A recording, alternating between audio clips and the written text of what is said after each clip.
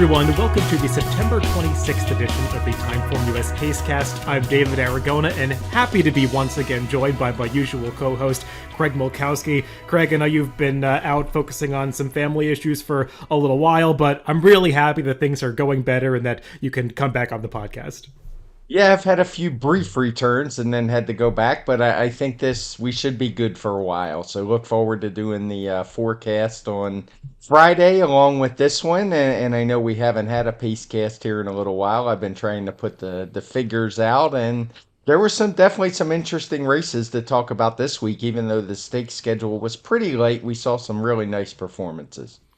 Yeah, it just didn't feel right to do too many of the Pacecasts without you. So much of the Pacecast is focused on analyzing the speed figures, and, I didn't want to get too on top of you with that stuff, but happy to have you back to discuss these races with me, looking back at the last week. And it's an interesting week to look back at. Obviously, the big day was on Saturday at Parx, where they ran the Grade 1 Pennsylvania Derby, as well as the Grade 1 Cotillion, those two top races for the 3-year-olds, and really the last major Grade 1s for 3-year-olds ahead of the Breeders' Cup. So we'll talk about the implications, or maybe not implications, as far as those races have moving forward for the rest of the year. Some other stakes from Parx that we'll also take a look at from last Saturday. Churchill Downs on Saturday's card, they ran a series of listed stakes races, a grade 3 that we're not going to really talk about, but some of the listed races actually achieved some decent speed figures, so we'll talk about those horses that won. Big night at Remington Park on Sunday, the grade 3 Oklahoma Derby. That was a wild race that we'll dissect a little bit more at the end of the podcast, and we'll also mention a couple of notable speed figures from Aqueduct, or Belmont at the Big A, from last week. But Craig, the big focus was at Parx on Saturday, and Pennsylvania Derby really turned into the coronation for Saudi Crown. Yeah, he was a horse who's shown a lot of talent. He narrowly missed in the Jim Dandy, and it all came together for him on Saturday at Parx. He wound up with a 127 TimeformUS speed figure, which is, I think, right up there with as good as we've seen this year for the most part. And you do have to take into account the conditions it was run under. I mean, it was obviously a pretty sloppy mess at Parx on Saturday, but he did what he had to do and looked good doing it. I was reading that the connections aren't sure what they're going to do with him going forward, but it seemed kind of silly to me in a year that hasn't been the strongest for older horses to not take a shot at the big race.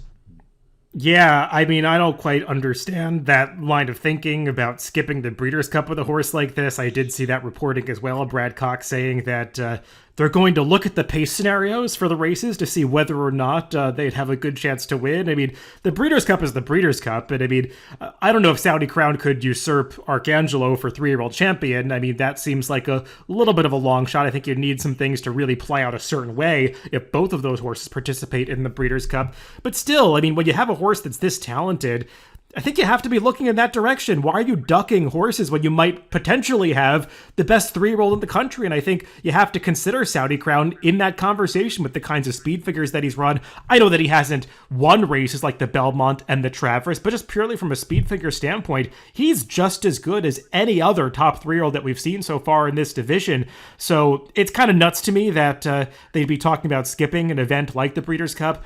I know this horse does have Saudi Arabian ownership, and they are, of course, looking to target the Saudi Cup next year, but that's still a long ways away. It doesn't seem like running in the Breeders' Cup would be too detrimental towards that ultimate goal, but just seems like these horses run less and less these days, and especially when you're going out for some of these top barns like Brad Cox, they feel like they don't have to run. They don't feel like they have a strong chance to win those races.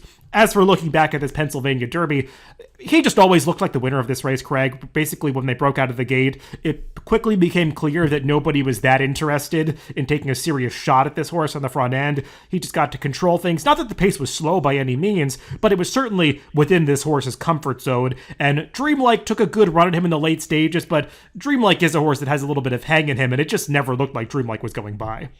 No, and he actually got a big speed figure, so a nice jump for him. But when you look at the rest of the field, it kind of makes sense. I don't actually do Parx; my assistant does it, and he kind of broke out this race. We don't have a B as a breakout because it was run at a different distance, and he knows Parx a lot better than me. But I totally agree with what he did here. He played the whole day straight But this one race, he used a little different variant for the routes. And had he not, all of these horses would have been in the 130. So I certainly have no issue with that. My one question with Saudi Crown, I'm wondering what you think about it, is of the 3-year-olds, he's the one who hasn't really run longer yet. How do you think the mile and a quarter fits him? Yeah, I mean, I was questioning whether he's a true mile and an eighth horse. I mean, obviously, he just has the natural speed and ability to beat a field like this going a mile and an eighth.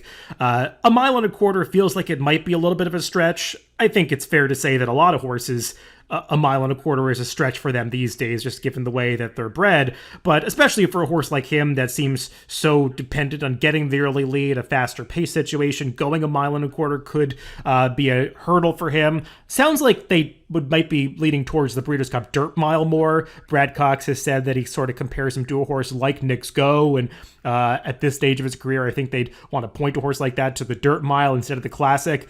I have no idea why you'd want to skip a race like the Breeders' Cup Dirt Mile. I know Cody's Wish is likely pointing there, but I mean, beyond that, I mean, finishing second even in a Breeders' Cup race like that is nothing to sneeze at. So I don't understand the thinking in skipping it with him, but we'll see what they ultimately decide to do. Obviously, they're not making any plans just yet. They're just leaving all of the doors open. But yes, I think he's a horse that, if anything, a little shorter is probably best for him, but he clearly is a horse that has plenty of versatility.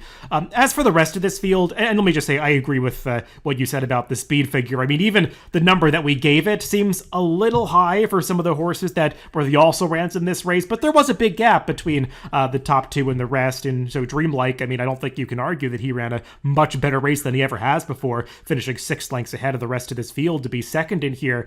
The horse that was a little unlucky is Croupy, who just didn't get the savviest ride from Paco Lopez, who for some reason decided to try to stay inside and split horses rather than follow Dreamlike into the stretch and go outside, and it clearly cost Croupy third, but it's not like it's the first time Croupy's gotten himself into some trouble, so I don't know how many excuses you want to make for a horse like that. Yeah, I do suspect at some point we're going to see that horse win a big race, get a clean trip. I'm sure we're going to talk about Paco Lopez a little later in this show, so I don't want to harp on him too much, but it wasn't his finest day, I would say. Yeah, and there were some other no-shows. I mean, Scotland, it just seems like asking him to compete in these Grade 1 races off such a light schedule hasn't really worked out for him. He completely fell apart in this race. Magic Tap ran fine. Il Miracolo ran fine to be third in here, kind of validating that big speed figure that he earned in the Smarty Jones. Reincarnate, big disappointment for Bob Baffert. He never really looked like he was traveling that comfortably, and just a horse that has trained really well in the mornings and has not quite delivered on that promise in the afternoon. So I think he's one that you have to regard with some skepticism moving forward, even going out for that powerful stable.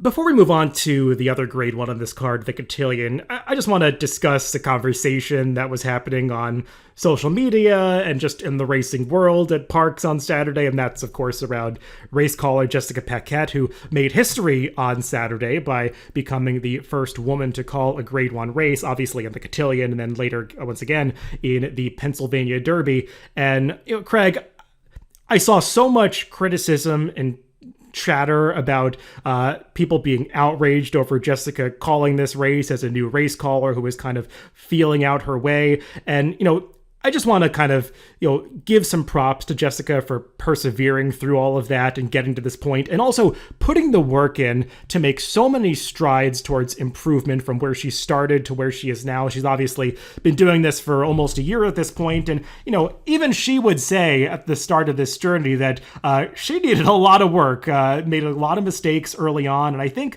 people heard that and just kind of let that memory sit with them and have not appreciated how much work she put in to put the competent calls that she put forth on Saturday out there. And I just think it's really unfair that a lot of people have not revised their opinion about all of that, and also some of the chatter going on about just jumping on mistakes that weren't even made. It just makes the people lobbying that criticism look really foolish. And I know when you're put in that position, you see all of that, and it's hard to ignore everything. And it was a historic day and a really cool achievement, and it shouldn't be tarnished by a lot of that stupidity. No, first of all, I echo your congratulations to Jessica. That is a huge achievement. She's a woman that loves horse racing, has been around the game for a long time, and she took a very difficult job without a lot of experience. And I mean, I'm with you. She was not very good in the first beginning, and I know she knows that, and made just tremendous strides. I'm a guy that I work from home, so on Mondays, Tuesdays, Wednesdays, I'm listening to Parks all the time, and it's night and day the calls we get from her from when she first started. And he's still only been doing this a year. The improvement's pretty remarkable, and I would imagine after 2 years, it's going to be even better. And by the third year, I imagine she's going to sound like a seasoned race caller that's been doing this for a long time. And I say that not being optimistic, but because I know how much work she's put into it and how much she's gotten better. So, congrats again to her. And I would just like to say when I first started listening to sports, it was kind of new with women to be doing play by play. We would always get them as sideline reporters, kind of like what we get in horse racing. They don't really get the front and center jobs. Jessica did, and she took full advantage. And just like sports, I don't even think twice when I hear a woman now. It sounded different. It didn't sound bad. It just sounded different, and it took your ear a little getting used to. So I would say give her some time, more time. She's going to get better. And also, the main point, her calls were fine on Saturday. I would say her call of the Cotillion was good. Compared to some of the calls we hear, even in graded stakes races around the country, I thought that she put forth a really good call in the Cotillion. So I want to give her props for that. And as you said, for all of the work she's put into improving to get up to this big day on Saturday and the way that she's handled herself through all of it. Just props to Jessica on that. And I echo what you said about, a woman calling the race is just sounding a little different, and it seems like that's a problem for some people, and it's just not fair. And if you're not paying attention to the fact that a lot of women who work in this industry are held to a different standard or treated differently, then you just have the privilege to not pay attention to it. And a lot of things that don't affect you directly are easy to ignore. And the women who are put in that position and have those things said about them, they can't ignore it because it comes directly at them. And there are so many women who work in this industry whose work that I respect and beyond that even admire. And I can't tell you how many times at the racetrack I've heard the work of those women who I respect and admire criticized unfairly, people just not really listening or taking in the value that they're putting out there. I think we saw that kind of come to a head on Saturday, and hopefully things get better from here. As for the Grade 1 Cotillion, which was won by Ceiling Crusher, appropriately named for the first Grade 1 call by a female, this horse just, again, used her early speed to her advantage, and I think you saw what an advantage speed can be, especially over a sloppy racetrack like this. And they had figured out that this filly had to be used aggressively two back when she won that race at Del Mar, and same tactics here from Doug O'Neill and Edwin Maldonado to go to the front, and just really nobody else was ever able to get to her, though the typical good effort from the runner-up Pretty Mischievous. But I think we saw Pretty Mischievous's vulnerability here is that she's a nice horse who's consistent, just maybe vulnerable to a really fast rival.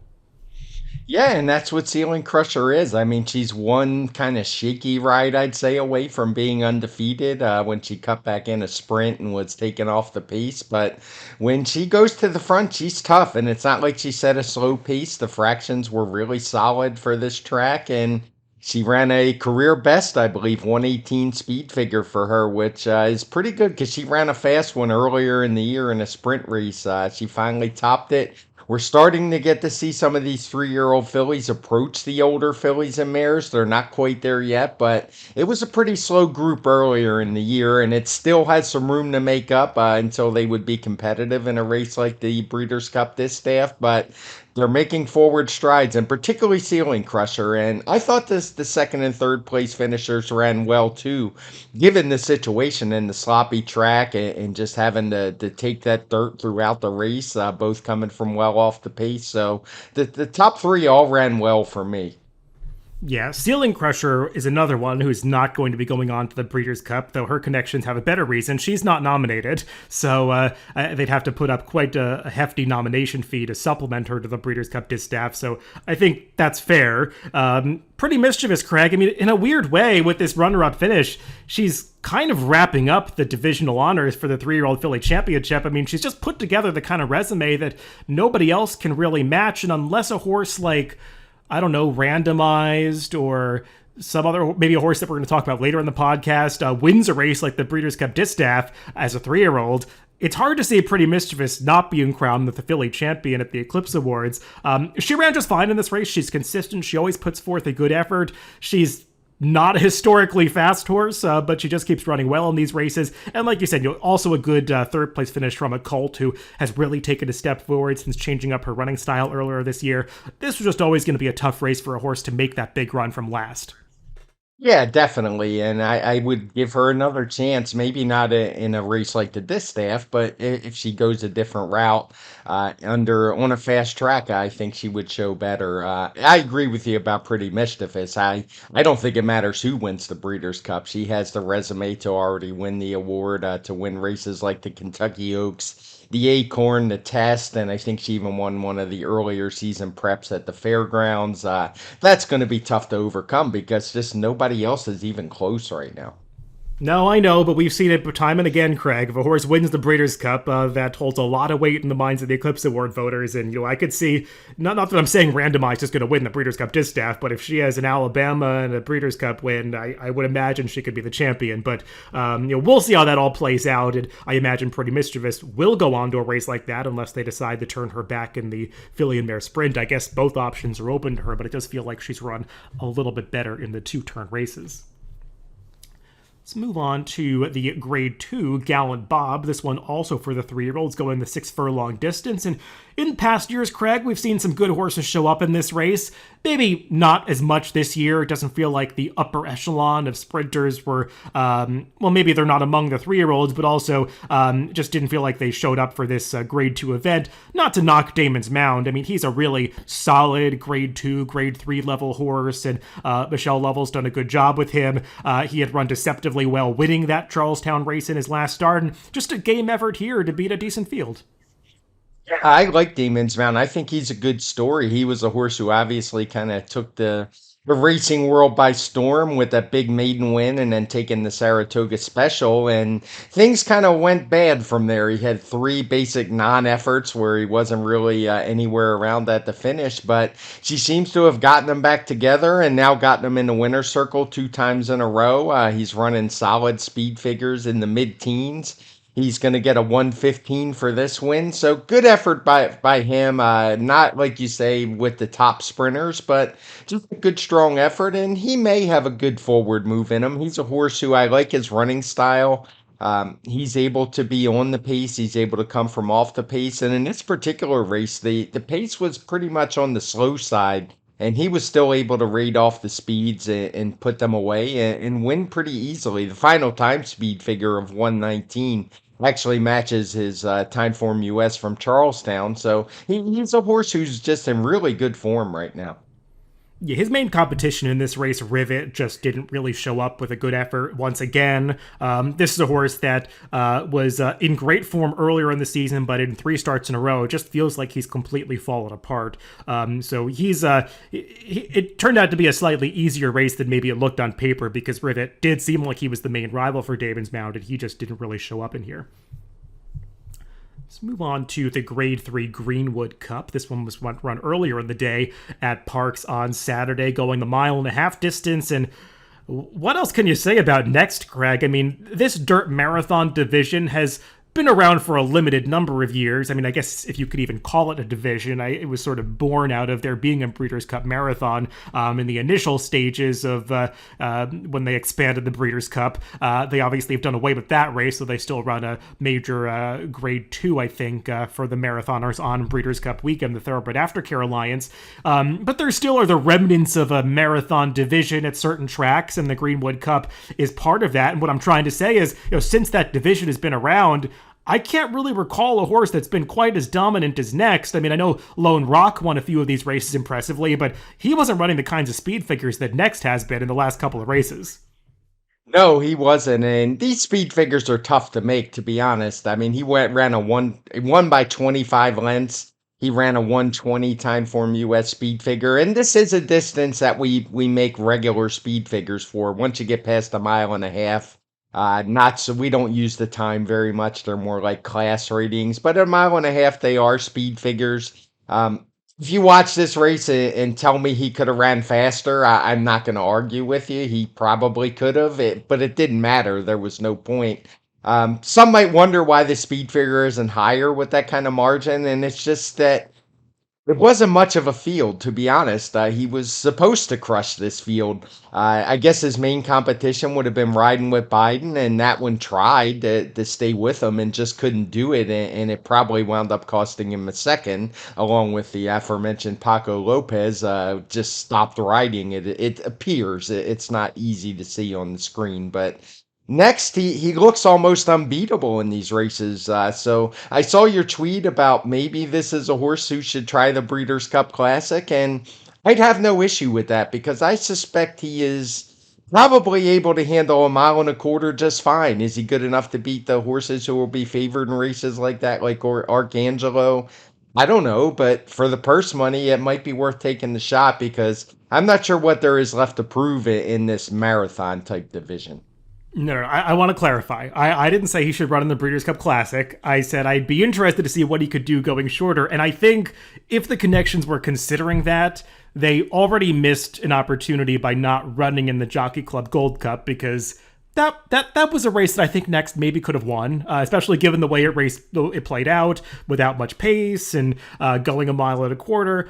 He's got enough natural talent to maybe beat a field like that going a mile and a quarter. Breeders' Cup Classic, that's a whole different story. And the connections, since all that chatter has started, they basically just squashed that on Sunday by the traders saying that they're quite content to win these races by 20 plus lengths. And they're not looking to target a race like the Breeders' Cup Classic. I know that William Cowens does not have that many graded stakes level horses in his barn or really any others aside from Next. And why are you going to mess it up when it's already working? I think he said, we trainers, we try a lot of stuff that doesn't work. I actually tried something that worked, and I'm not going to mess it up by trying something different. So I can't really blame him for that.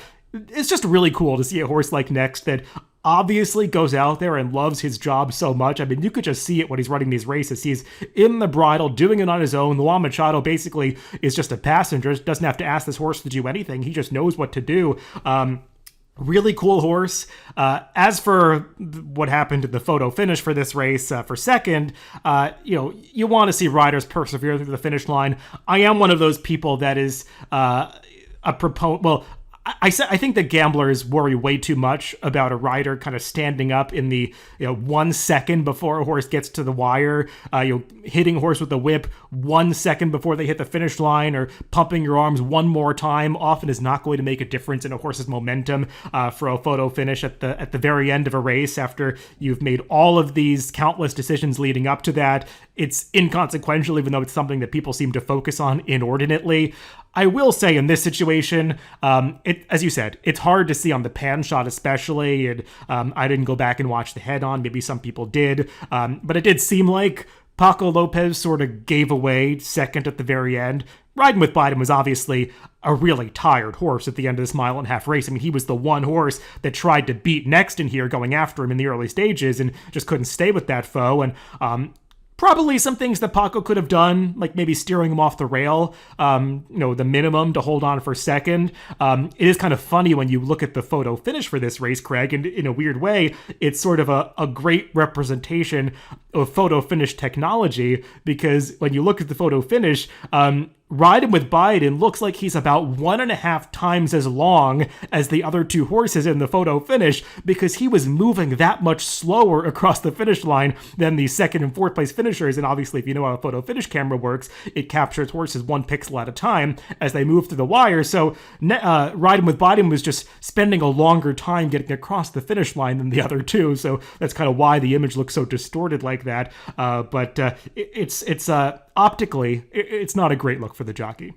No, and I'll have to check out that photo. That's pretty funny. I'm very aware of how the photo system works, and a lot of people aren't, which surprises me. It's worth reading. I'm not going to get into it on our podcast, but there's plenty of information out there. It's used in many other sports as well, particularly cycling. If you want to learn how it works, it's probably worth your time on a slow Monday or Tuesday after you listen to our podcast. Yeah, that's one of my favorite conspiracy theories when people look at a photo finish and see that it's somewhat distorted and think that the racetrack is like photoshopping it or something. It's that's not how a photo finish camera works. It's not a traditional camera, but we're not going to spend time on it now. As Craig said, you can do that research on your own. But yeah, next is a really cool horse, and I think we covered the other situation in that race. And then to wrap up the stakes racing that we're going to talk about from Parx on Saturday, the Dirt Mile did feature an upset as Gunite, I think, has proven at this point, Craig, that he doesn't really want to go two turns. They tried it with him one more time here, and he was the heavy favorite, but could not hold off Nimitz Class, who got back into some of the form that we had seen from him earlier in the season, because Nimitz Class had run some speed figures that suggest that he could be on the same tier as Gunite.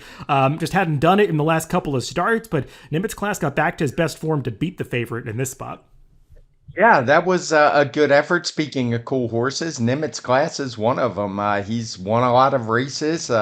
He got back to his better speed figures here. He had tailed off a little when running second three times in a row, but he's getting a 121 for this effort. And yeah, he's just a good solid horse on the Mid Atlantic circuit. As for Gunite, I assume they were trying this race to maybe take another attempt in the Breeders' Cup Dirt Mile because Steve Asmussen has other sprinters he wants to use in the sprint, but it just seems a little silly to me. This horse is the sprinter. Even above the two turns, the one time he tried a one-turn mile, it didn't go very well, if memory serves, back as a 2-year-old. So he just seems like a horse to me where 7 furlongs is probably the limit for him, and 6 furlongs is probably best. I know he won the Forgo last outgo in 7 furlongs, but that was in a race with just a extremely slow pace, which in my opinion helped them get the distance. And I just think he's much, much better at 6 furlongs.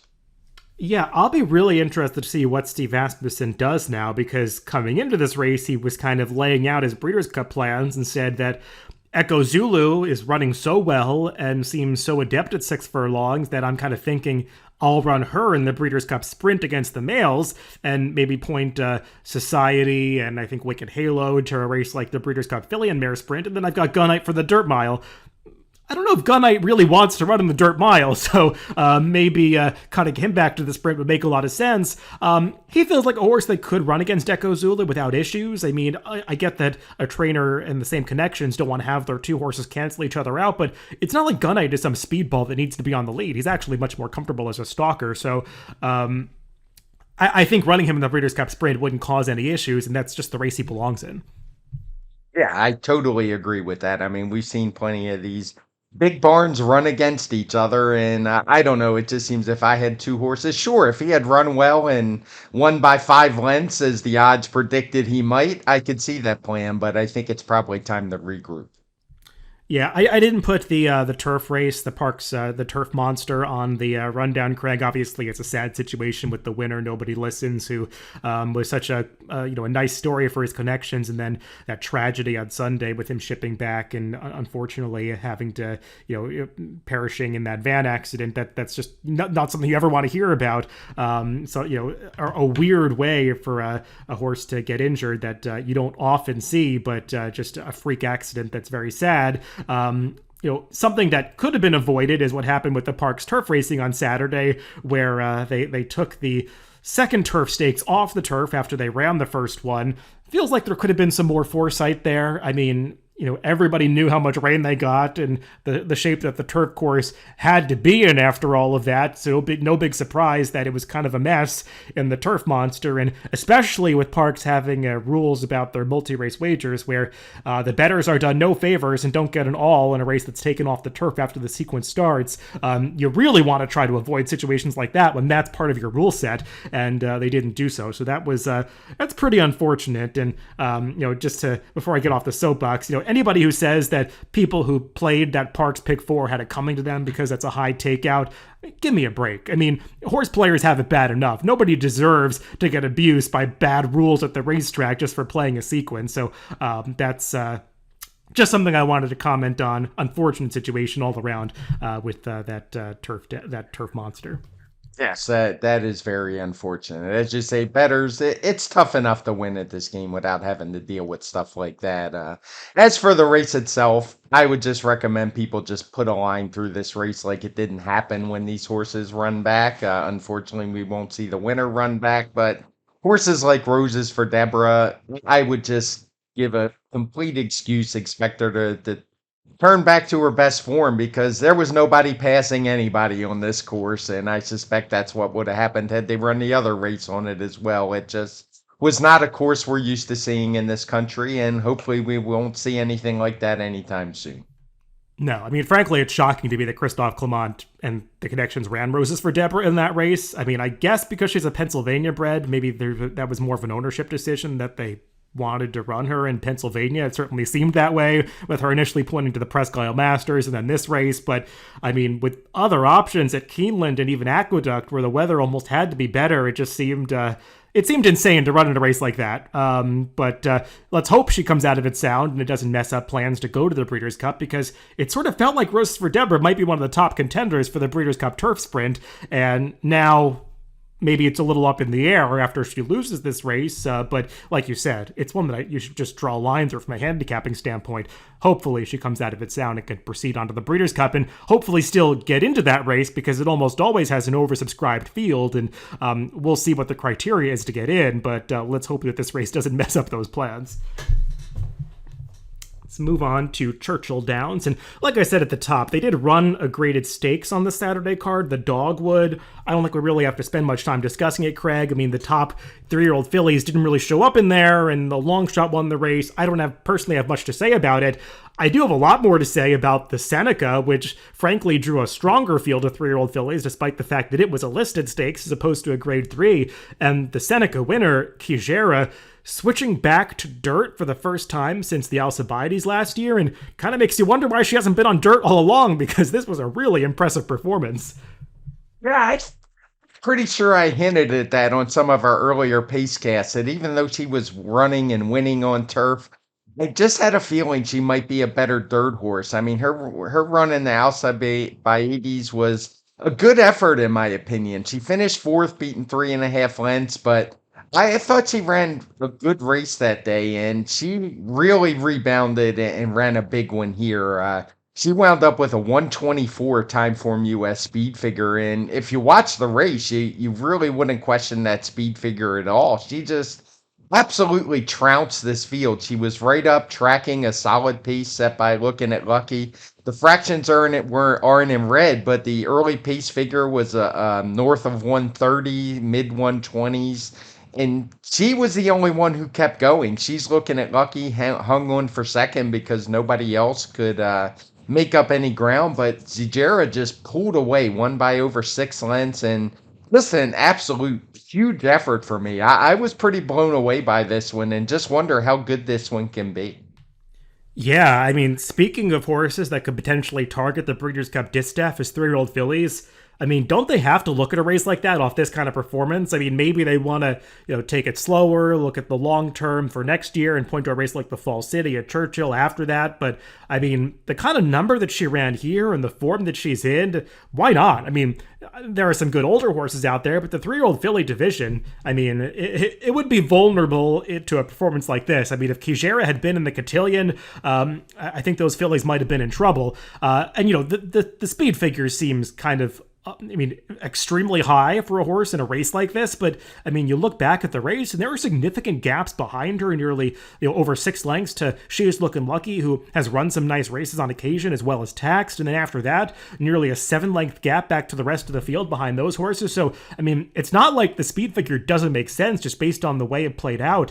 And this was a really impressive performance. The turn of foot that she displayed coming off the quarter pole through the stretch of this race was like that of a turf horse, except for the fact that it was on the dirt. Yeah, and she did it while sitting up close to a fast pace, and it wasn't a particularly tough speed figure to make. There were plenty of two-turn routes on the Churchill card. I think we're going to talk about another one coming up later, and they all just lined up perfectly. And I think the number is totally legit, and I know I'd be willing to bet her off of that number.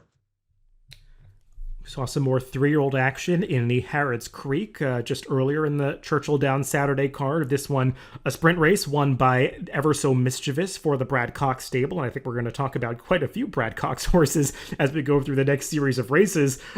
This one, Craig, has always shown ability. His first stakes victory achieved here, working his way through his allowance condition prior to this. I will say the competition in this race, not quite as tough as we saw in some of the other stakes on this card, but he still ran a respectable number getting the job done. Yeah, he got a 119, and to be fair, all the other horses had run as fast or faster than him in their prior start, but they were also kind of known commodities, whereas Ever So Mischievous was still pretty lightly raced, still seemed to be an improving type, and he put it all together here. Didn't have the greatest start coming out of the gate, but got a good position from there and was just able to wear down that early leader bouncer and do so easily and look like a horse who better things are to come.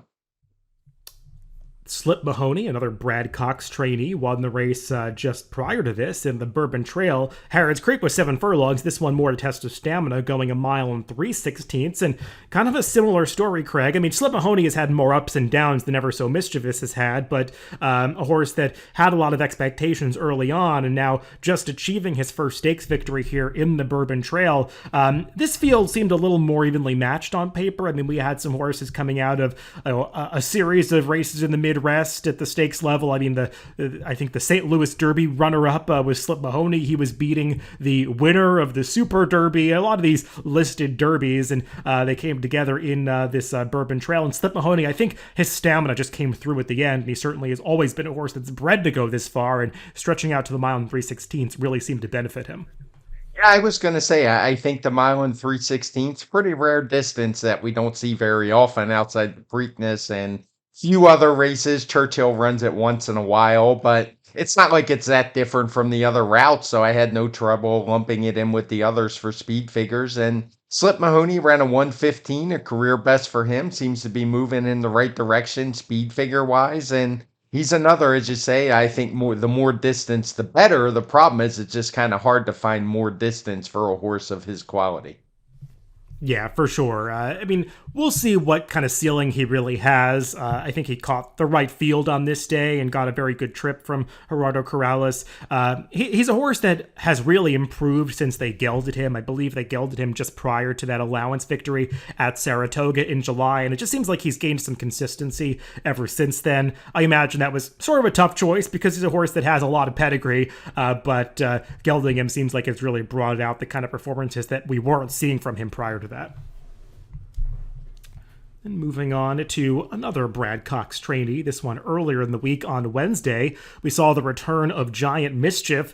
This is a horse that had shown a lot of promise during his 2-year-old season, winning that allowance race at Keeneland on Breeders' Cup weekend, then an upset over Arabian Lion, then, the beaten favorite with a tough trip in the Springboard Mile, and obviously things went awry on the Derby Trail with Giant Mischief, but coming back off the layoff here, turning back to a sprint seems like it's the right move, both for his return and likely moving forward for this horse.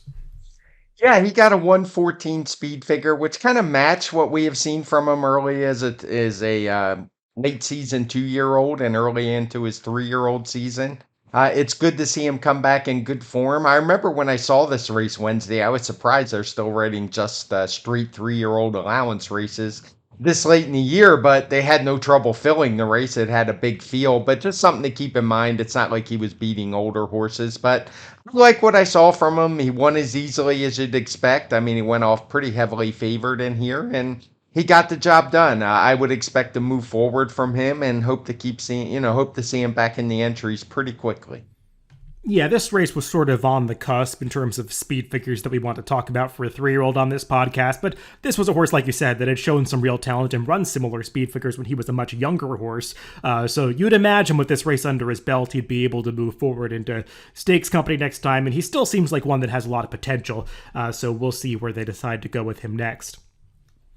And finishing up the Churchill Downs action, I wanted to talk about one turf race that they ran on their Sunday card. This one, a turf sprint, won by the 5-year-old mare Karimba. And sort of an interesting horse, Craig. This was one that used to be in the Wesley Ward barn, had shown talent at Horseshoe Indianapolis as a 3-year-old, was off for a long time, returned this year in a new stable on the dirt. This was her first turf race in over 2 years, and it seemed like she really appreciated getting back on the surface because this was a breakout performance from her.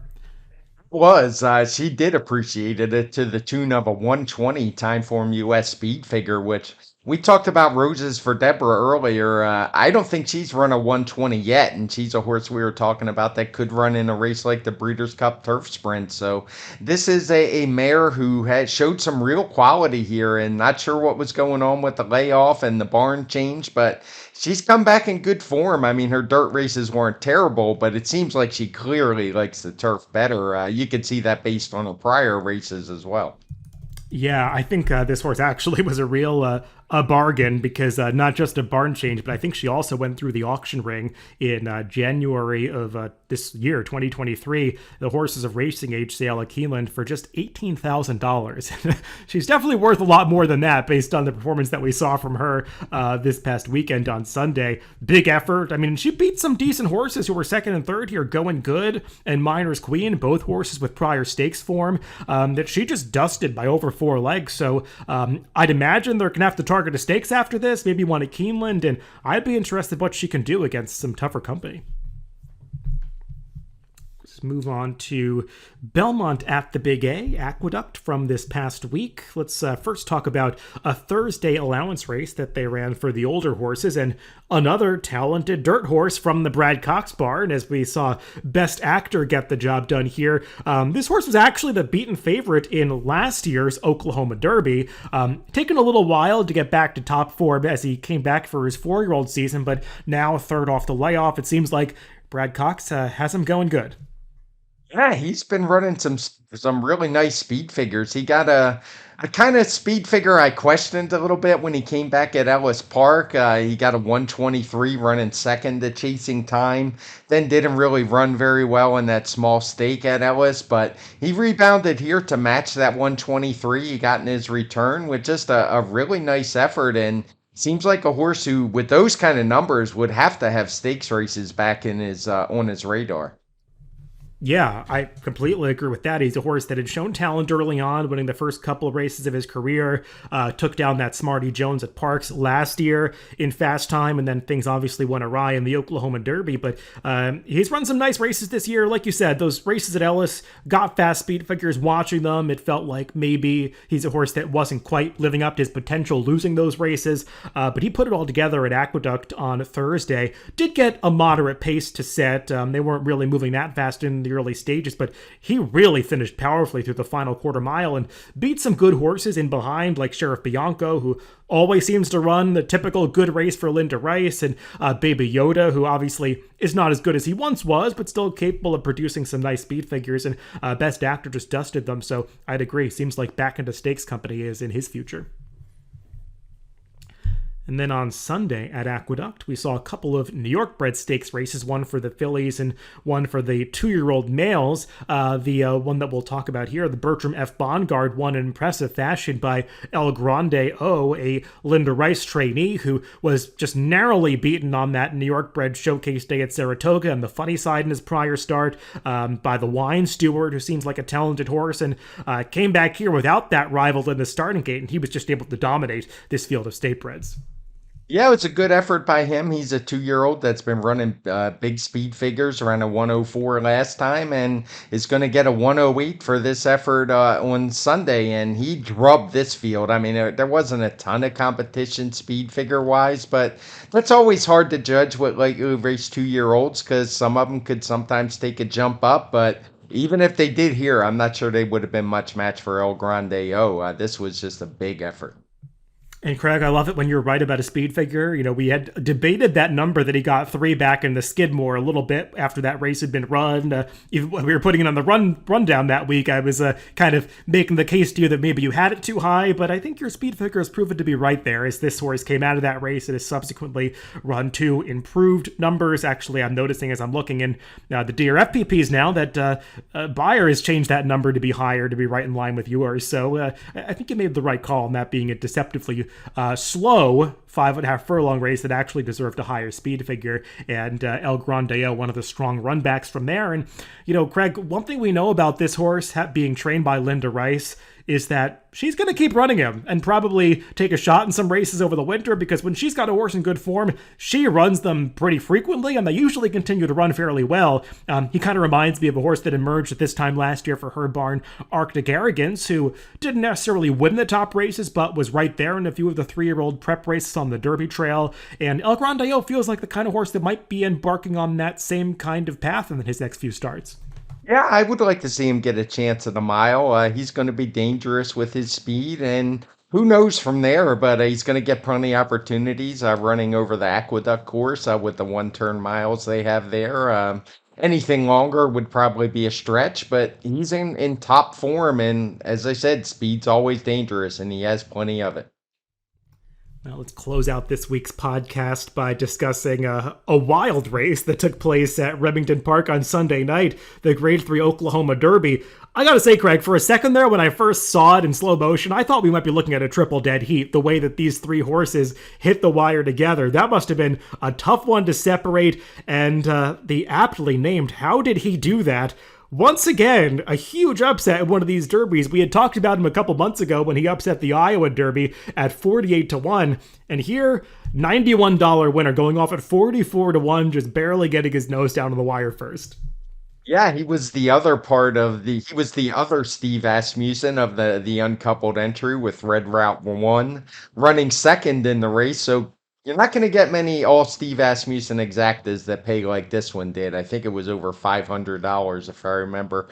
Pretty crazy race. I actually went out to Remington for the last 3 races, saw the sprint race in the Oaks and this one. And you know what really caught my eye with this race? Just watching it live. I hadn't been out to Remington since opening day with all the things I've had going on personally, but what caught my eye is just how differently the races are ridden when you get to these mid-level tracks, which is what Remington is. I mean, these guys just really busted out of the gate. They looked to get position, and I'm sure the bigger field had something to do with that, and it just set up what was a really exciting race. I don't have the fractions. I don't have the times in the chart yet, but the speed figure is going to be about a 117 for How Did He Do That, which kind of fits Red Route 1, what he normally runs. Seems like the pace was pretty quick, and it's not like How Did He Do That was a fluke winner. I mean, he was pretty up close to the pace most of the way, just sitting off the leader, and was able to gut it out. It was a really exciting race to see in person. No, it was a fun race to watch on video even. I mean, that was quite a finish among these 3 horses. And, Joel Rosario has gotten a lot of criticism this year for his rides. I mean, he could not have ridden Red Route 1 any better in this race. I mean, he saved all the ground, somehow found a seam to split horse at the very end. I mean, he came out of nowhere to get into this photo finish and just barely missed catching his stablemate. I mean, great ride from him, as well as the winner, Stuart Elliott. I mean, cool to see a journeyman jockey like that, who obviously rose to fame almost 20 years ago, piloting Smarty Jones to that Kentucky Derby win and the Triple Crown attempt. And just cool to see him back in the winner's circle in a graded stakes like this. But that was a really fun finish. I will say, Craig, I'm just noticing now, looking at the chart for this race, maybe somebody can report it to Equibase, but there is definitely a chart error with the line of Tumba Rumba, who was not in 9th place at the stretch call. He was battling with How Did He Do That all the way down to the finish, so it seems like there's some kind of chart calling error in this race. Hopefully that gets fixed eventually. But just a really fun battle with these 3 horses. The disappointment was obviously Hit Show, and Brad Cox, I mean, obviously had so much success elsewhere this week with talented horses, but that success didn't really translate to Remington Park on Sunday, as he sent out a couple of short prices in these graded stakes races, both this one and the Remington Park Oaks, and his horses just did not show up. Yeah, I would give Hitcho a bit of an excuse. I mean, he drew the 13 post. I think there was a scratch, so maybe he was in the 12 hole. But he was just 4 and 5 wide all the way around the track. He was only beaten 2.5 lengths, so he ran okay, I guess. But he was 4 to 5 in here. I thought that was a little silly from that post position. His horse in the Oaks, who wound up going off even money, I believe, was just a complete no-show. So he won a race earlier on the card, I believe, but yeah, it wasn't. The two big ones didn't turn out to his liking. Yeah, and this is one of those races where the late CIW money was not on point. I mean, I think Red Root 1 was 3-1 going into the gate, drifted up to 5-1. I think How Did He Do That was in the 30s, drifted all the way up to 44. I mean, if you've got these outlier results sometimes, the smart money is not going in that direction. I think Hit Show even got pounded down a little more as others' odds dropped, and this was not one that played out in that way that you'd want to complain about afterwards. As it very much went in the opposite direction. So I just wanted to point that out. Really fun race to take in the Oklahoma Derby. Well, Craig, that wraps up the action to recap from this past week. Fun week in racing, and I'll be happy to have you back on the podcast again on Friday as we look ahead to probably some more Breeders' Cup prep races, though we'll see what kind of implications they actually have towards the Breeders' Cup, since it seems like a lot of these late September and early October stakes races just don't serve as elite Breeders' Cup preps anymore, with many of the connections completing their preparations much earlier these days. But we'll see how some of these cards come up. I don't think we've committed to which track we're going to do for the forecast yet. I know they're planning a bunch of stakes races at Belmont at the Big A on Saturday. We'll see how some other tracks come up, but we'll definitely find an interesting sequence to talk about on the forecast later in the week. Yeah, unfortunately, these days, I think the three worst words I want to hear in racing are training up to. That seems to be the new catchphrase for the Breeders' Cup and even the Derby these days. But whatever. Hopefully, it will draw some horses who we might not otherwise see and get some better fields in some of these bigger races instead of small fields with big favorites. So we'll just have to see how it plays out. And unfortunately, like you said, a lot of the fall season just isn't what it used to be. But that doesn't mean there won't be good betting races, which is what we're here for. Yeah, we're looking for those good wagering races to talk about on the forecast. So sometimes small fields deliver that, often they don't. So we'll see how some of those races come up for this weekend. But we'll definitely be back together to record that forecast later in the week. Everybody, thanks for listening. You can always catch these podcasts on DRF.com, Apple Podcasts, Spotify, and YouTube. Wherever you get your podcasts, just make sure to subscribe to the Daily Racing Form channel. Again, thanks for tuning in this week. Happy to have Craig back and looking forward to handicapping some races with him later this week on the TimeformUS forecast coming up on Friday.